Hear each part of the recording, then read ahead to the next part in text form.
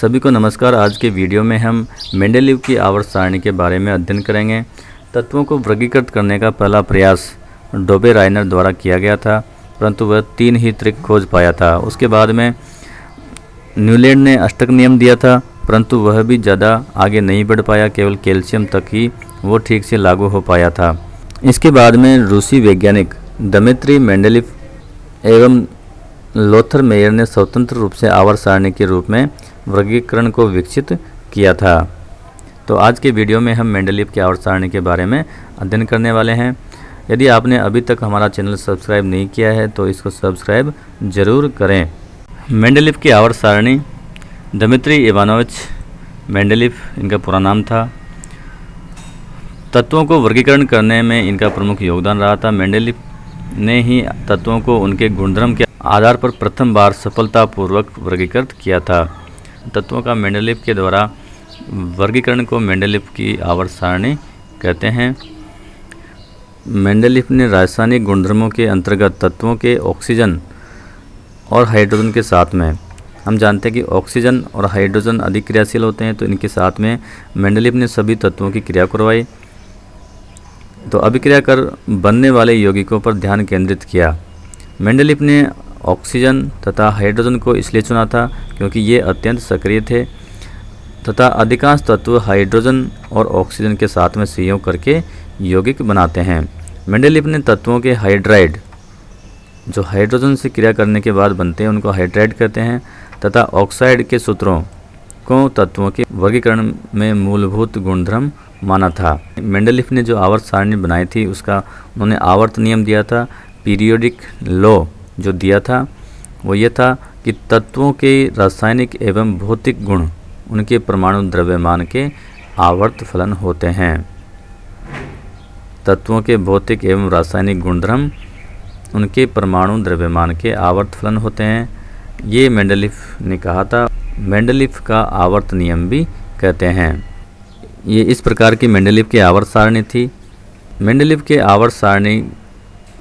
ने आवर्त सारणी को ऊर्ध्व स्तंभों, यानी जो खड़े स्तंभ है इनमें, और क्षैतिज पंक्तियों में बांटा था। यानी इसमें खड़े स्तंभ है और क्षैतिज पंक्तियां हैं। दूसरा, मेंडेलीव की आवर्त सारणी में ऊर्ध्व स्तंभों को ग्रुप, जो ये खड़े स्तंभ है इनको ग्रुप कहते हैं, और क्षैतिज पंक्तियों को आवर्त पीरियड कहते हैं। जो क्षैतिज पंक्तियां हैं इनको पीरियड कहते हैं और ऊर्ध्व स्तंभों को इसमें ग्रुप कहते हैं। मेंडेलीव की आवर्त सारणी में ऊर्ध्व स्तंभों यानी जो ग्रुप थे वो 8 थे। ये first group, second, third, fourth, fifth, six, seventh और 8, यानी 8 ग्रुप इसमें थे। और आवर्त कितने थे? 6। ये पहला आवर्त, दूसरा, तीसरा, चौथा और ये यहाँ पे 5वां और 6ठा आवर्त है। यानी मेंडेलीव की आवर्त सारणी में 8 ऊर्ध्व स्तंभ है जिनको ग्रुप कहते हैं, और 6 इसमें क्षैतिज पंक्तियां हैं जिनको आवर्त कहते हैं।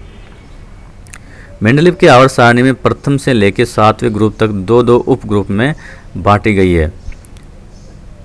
ये पहला ग्रुप है, ये सेकंड और 7वें तक। इन वर्गों को, ग्रुप को 2-2 उप वर्गों में बांटा गया है जिनको ए और बी, यानी इन सभी में ए और बी उप वर्गों में विभाजित किया गया है, पहले से लेके 7वें तक। मेंडेलीव ने ग्रुप फर्स्ट से लेके 7th तक सभी ग्रुप को 2 उप वर्गों में बांटा गया था जिनको ए और बी के नाम से जाना जाता है। तो 7th ए और 7th बी, या फर्स्ट ए और फर्स्ट बी इनको कहा जाता है। मेंडेलीव की आवर्त सारणी में चौथे आवर्त से लेकर 7वें आवर्त तक 2-2 भागों, प्रथम श्रेणी और द्वितीय श्रेणी में बांटी गई है।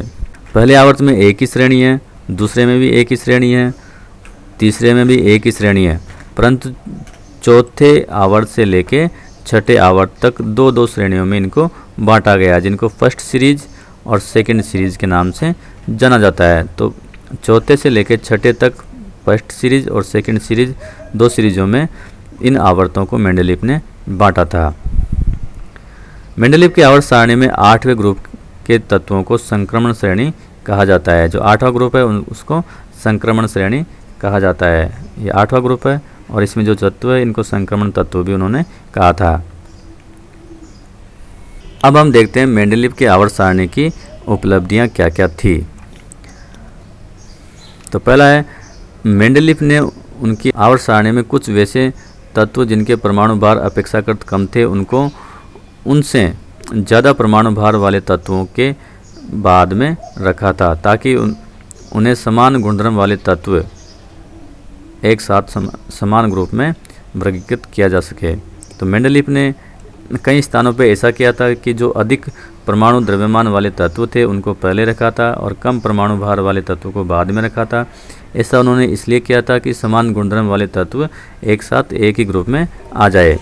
जैसे कोबाल्ट, जिसका परमाणु द्रव्यमान 58.9 है, उसको निकिल, जिसका परमाणु द्रव्यमान 58.7 है, के पहले रखा गया था, जबकि मेंडलीव ने तत्वों को परमाणु द्रव्यमान के आरोही क्रम में रखा था। तो समान गुणों वाले तत्वों को एक साथ रखने के लिए मेंडलीव ने ऐसा किया था।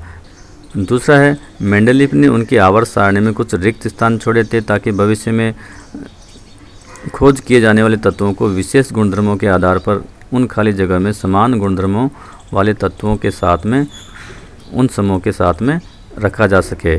मेंडलीव के आवर्त सारणी की सबसे बड़ी विशेषता यह रही थी कि उन्होंने तत्वों के बारे में भविष्यवाणी की थी और आवर्त सारणी में कई जगह खाली स्थान छोड़े थे। उन्होंने कहा था कि इन तत्वों की खोज बाद में होगी और ऐसा ही हुआ। इन सभी तत्वों की खोज बाद में हुई और उन सभी तत्वों को आवर्त सारणी में रखा जा सकता है। इस तरह मेंडलीव ने उन तत्वों के बारे में भी भविष्यवाणी की जिनकी उस समय खोज नहीं की गई थी। तीसरा, आवर्त सारणी में छोड़े गए रिक्त स्थान में भविष्य में रखे जाने वाले तत्वों के नामकरण मेंडलीव ने उसी समूह में उससे पहले आने वाले तत्व के नाम में एका उपसर्ग लगा के किया था। अर्थात मेंडलीव ने कई जगह रिक्त स्थान छोड़ा था और कहा था कि इन तत्वों की खोज बाद में होगी। मेंडलीव ने उन तत्वों का नामकरण भी किया था और उससे पहले आने वाले तत्व के नाम के आगे एका लगाकर उनका नामकरण किया था। जैसे बाद में ज्ञात होने वाले स्कैंडियम, गैलियम, जर्मेनियम के गुणधर्म क्रमशः एका बोरोन, जो उस तत्व से पहले आता है, एका एल्यूमिनियम और एका सिलिकॉन के समान थे। मेंडलीव के समय तक अक्रिय गैसों की खोज नहीं हुई थी। अक्रिय गैसों को खोज के बाद में मूल सारणी में बिना कोई परिवर्तन किए उसकी व्यवस्था को छेड़े बिना ही नए समूह में रखा जा सकता है, जिनको अलग से रखा जा सकता है। मेंडलीव के आवर्त सारणी की सीमाएं। पहला है हाइड्रोजन की स्थिति। हम जानते हैं कि हाइड्रोजन को ग्रुप फर्स्ट में भी रखा जा सकता है और इन्होंने हाइड्रोजन को ग्रुप फर्स्ट में ही रखा है, परंतु इसके गुणधर्म जैसे इसकी परमाणुकता 2 होती है, यह भी हेलोजनों के समान गैस होती है, तो उसके आधार पर इसको ग्रुप 7 में भी रखा जा सकता है। ग्रुप फर्स्ट में 4 धातुओं से भी इसका इलेक्ट्रॉनिक विन्यास आदि मेल खाते हैं और हेलोजनों के साथ भी इसकी परमाणुकता, इसकी गैसीय प्रकृति मैच होती है, तो दोनों समूह में इसको रखा जा सकता है। तो हाइड्रोजन की स्थिति इसमें सही नहीं थी। दूसरा है समस्थानिकों की स्थिति। हम जानते हैं कि समस्थानिक क्या होते हैं। समस्थानिक एक ही तत्व के वे परमाणु होते हैं जिनके परमाणु भार अलग अलग होते हैं परंतु परमाणु संख्या उनकी समान होती है। जैसे हाइड्रोजन के 3 समस्थानिक होते हैं, उनके परमाणु भार अलग अलग होते हैं। तो मेंडलीव की जो आवर्त सारणी थी वो परमाणु भार पर आधारित थी, तो उन तीनों समस्थानिकों को इसमें अलग अलग जगह पे रखना पड़ेगा, जिससे आवर्त सारणी का क्रम बिगड़ जाएगा। तो समस्थानिकों की स्थिति इसमें सही नहीं थी। तीसरा, कुछ स्थानों पर परमाणु भार के आरोही क्रम का इन्होंने पालन नहीं किया। जैसा हमने पहले भी कहा था कि कई बार अधिक परमाणु भार वाले तत्व को इन्होंने पहले रखा था, तो हम इस आवर्त सारणी में ये ढूंढ सकते हैं। जैसे पहला यहाँ पे कोबाल्ट और निकेल के रूप में होना ये चाहिए था कि अधिक परमाणु भार वाले तत्व को बाद में रखते और कम वाले को पहले रखना चाहिए था, परंतु उन्होंने यहाँ पे ऐसा नहीं किया। उन्होंने अधिक वाले को पहले रख दिया और कम वाले को बाद में रखा है। ऐसा ही एक एग्जाम्पल यहाँ पे देखने को मिलता है। टेल्यूरियम का परमाणु भार 127.60 है, जबकि आयोडीन का 126.9 है। तो यहाँ पे टेल्यूरियम को बाद में रखना चाहिए था, परंतु उन्होंने ऐसा नहीं किया। असमान गुणधर्म वाले तत्वों को एक ही वर्ग में रख दिया। कई जगह असमान गुणधर्म वाले तत्वों को एक साथ उन्होंने रख दिया था, जैसे यहाँ पे कॉपर, सिल्वर और गोल्ड, इन तीनों को उन्होंने क्षार धातुओं के साथ में रख दिया, जबकि क्षार धातुएं बहुत अधिक क्रियाशील होती है और ये कॉपर, सिल्वर ये बहुत ही कम क्रियाशील होते हैं। तो ये असमान गुणधर्म वाले तत्वों को उन्होंने एक साथ पे रख दिया था।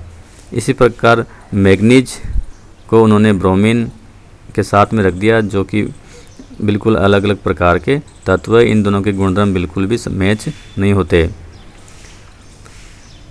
समान गुणधर्म वाले तत्वों को भिन्न भिन्न वर्ग में रखना। मेंडलीफ ने कई जगह समान गुणधर्म वाले तत्वों को अलग अलग वर्ग में रख दिया, जैसे कि कॉपर और पारा, मरकरी। कॉपर और मरकरी के गुणधर्म एक समान होते हैं, फिर भी इन्होंने उनको अलग अलग स्थान पे रखा था। लेंथेनाइड और एक्टिनाइडों की स्थिति इसमें स्पष्ट नहीं है, उनको यदि इस सारणी में रखेंगे तो इनका क्रम बिगड़ जाएगा।